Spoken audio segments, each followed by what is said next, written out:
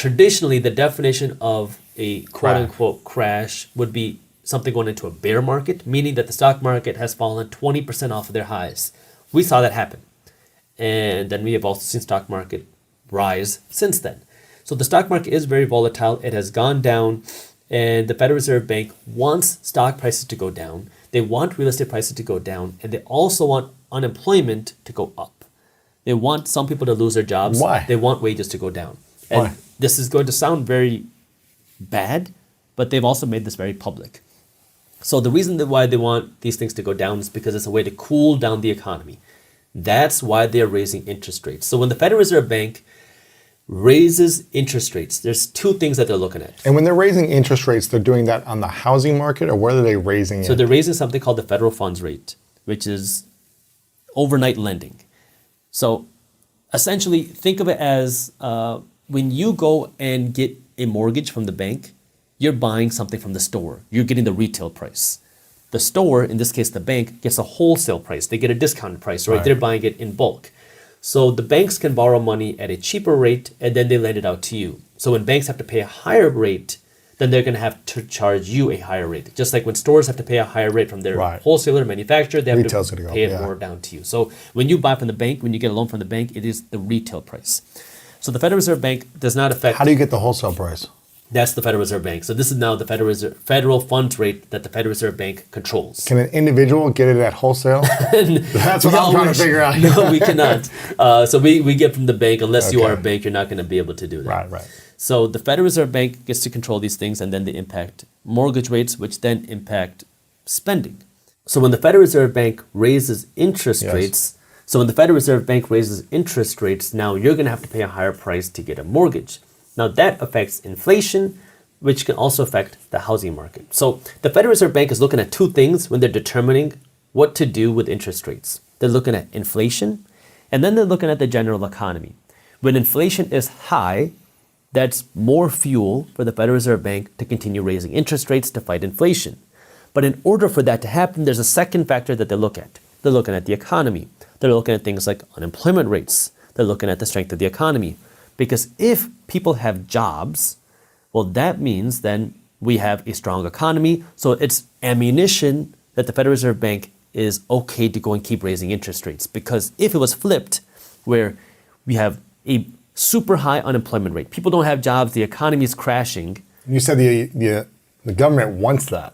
So the Federal Reserve Bank, the Federal Reserve wants people to lose their jobs. They want a lower unemployment rate. They want a higher unemployment rate, meaning they want some people to lose their jobs, and they want wages to come down because that will help cool down inflation. And it's a very weird thing. You're going to go search it on Google because they have said this, because you're going to think, Jaspreet, what the heck are you talking about? No, Jerome Powell has openly said this, where the labor market is too tight. It's too strong, meaning too many people have jobs. They want wages to cool down. They've said this very openly, where they want people to be getting paid less. Exactly. They don't want wages to keep rising at this rate because they're worried about something called the wage price spiral. I'll talk about that in just a second. So they don't want wages to keep rising.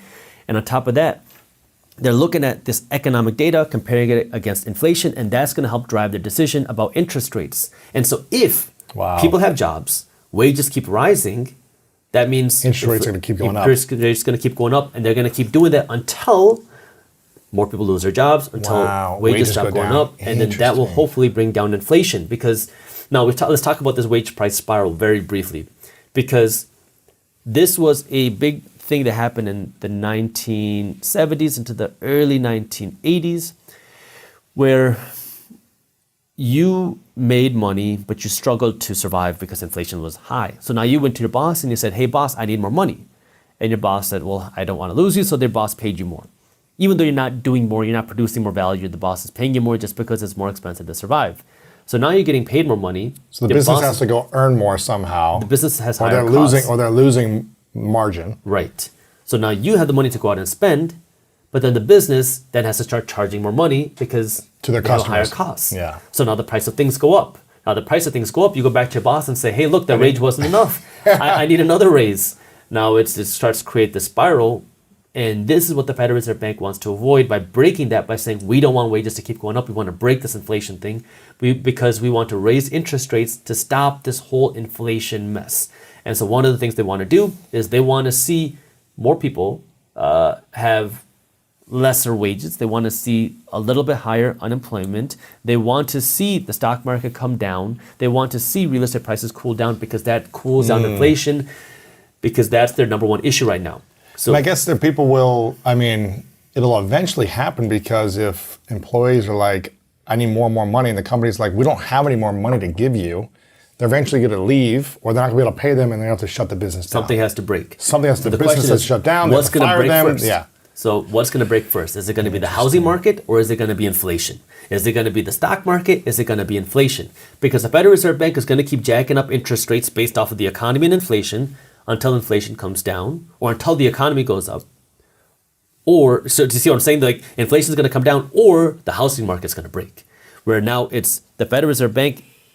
You have to look at their intentions. I know I'm kind of scattering around here because there's so many different aspects here.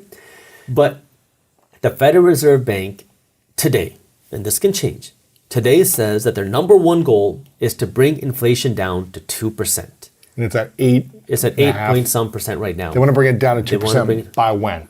They haven't said that. They want it as soon as possible. And how high do you think it could go? What's the likely worst case scenario of how high it could go before it drops? Let's talk about history, right? Because in the early 1980s, if you wanted to go and get a mortgage, you were paying upwards of 18 to 19% to get a mortgage. Oh my gosh. Today we're talking about 5.5% to 6% on a fixed rate 30 So year. it's still the lowest. We're still historically extremely low.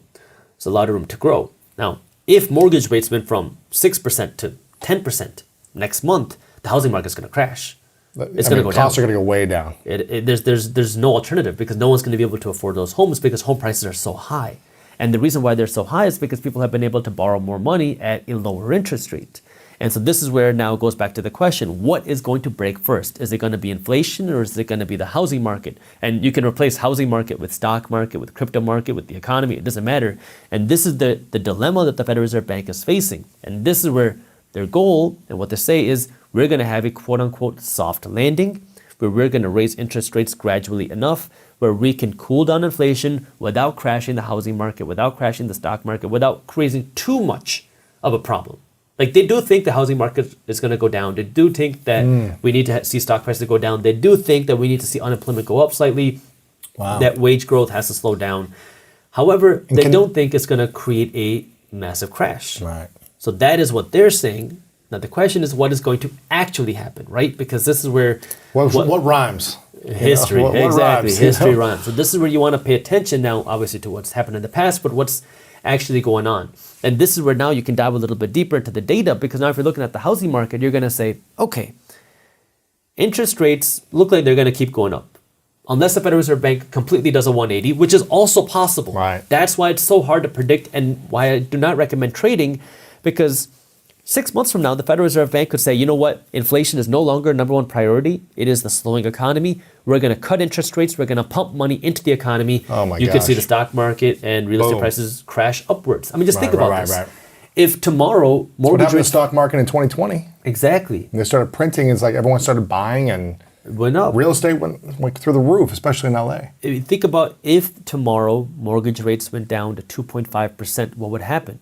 Everyone and the moms are going to want to buy their home. They're going to say, oh, we were waiting. Now we're going to go take advantage of this opportunity. We're not going to wait. And now home prices will go And up. there's going to be no inventory, or it's The same issue, right? And so this is where you have to understand that you cannot try to perfectly time or predict what's going to happen, but you can understand the different scenarios where the Federal Reserve Bank today says that they want to bring in interest rates up to bring inflation down. What is going to help them make that decision? Well, they're looking at inflation rates, they're looking at the economy. The economy meaning our economic slowdown, and they're looking at unemployment rates. So the fact that today unemployment rates are quote unquote extremely low, or the lowest ever in 50 years, and the fact that our economy is not slowing down that much, based on that, well, they have more ammunition to keep raising interest rates. Well, the more you raise interest rates, what's going to happen? The more the housing market gets hurt, the more the stock market gets hurt, the more the economy gets hurt. It's very obvious how it works in the real estate market, because now you have to pay more money to buy a home. Well, it works the same way in the stock market and in business. You're a business and you want to go borrow money to finance operations, to finance growth, to buy some new machinery. You have to pay more money to do that. Well, if you're going to have to pay more money to do that, you need bigger returns. If you need bigger returns, you need to be able to sell more stuff. If you need to sell more stuff, you need more people that have money. The situation right now is people don't have that discretionary money because they're spending so much extra money on things like rent, Gas, groceries, yeah. gas. Gas Eggs, prices have come down, but it's whatever. still significantly higher. Right. So this is the situation where the root And inflation. rent seems like it's going up too, right? Rents are about 20 to 22% higher now than where they were a year ago. Housing costs Around are the USA. Around the Kind of USA, average, just on right? average, right? Yeah. In some instances, some cities it's more, some cities it's less. And this is where you just have to, understand these are the options. And this is where people start to panic. They start to freak out and they assume that I need to make a rash decision today because, oh my God, this is going to happen. I need to sell my home. I need to buy a home. I need to do this. I need to do that because this and this might happen.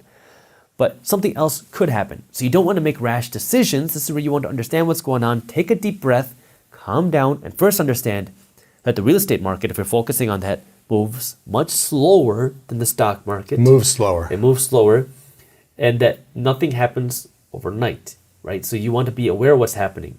And to give you an example of that, when the 2008 crash happened, stock prices collapsed in 2008 and they bottomed in 2009. So in 2009, the stock market started to go back up. Real estate prices really started to get hard in 2008. They continued to go down in 2009. It continued to go down in 2010. Really? It continued to go down in 2011. And then they bottomed in 2012. Took 4 years. 4 years. So real estate Wow. prices bottomed in 2012. And in 2012, the stock market started hitting new highs. So the real estate market moves significantly slower than the stock market because you can't buy and sell a home the way you can buy and sell a stock. Takes more time. You can yeah. buy and sell a stock in a second. So people get emotional, they get excited, they get scared, they panic, whatever the emotion is, you can do that in a second and that can cause massive swings up and down in the stock market versus the real estate market. It can take months to sell a home, maybe even a year. Yeah. And so it moves significantly slower, and that's what you have to understand about the real estate market. The inflation problem is still very high, and this high inflation is contributing to a slowing economy. Now, the Federal Reserve Bank is working to fight inflation. They're doing that through raising interest rates, and they're doing something called quantitative tightening, where they are pretty much giving back some of the money that they printed over the last few years.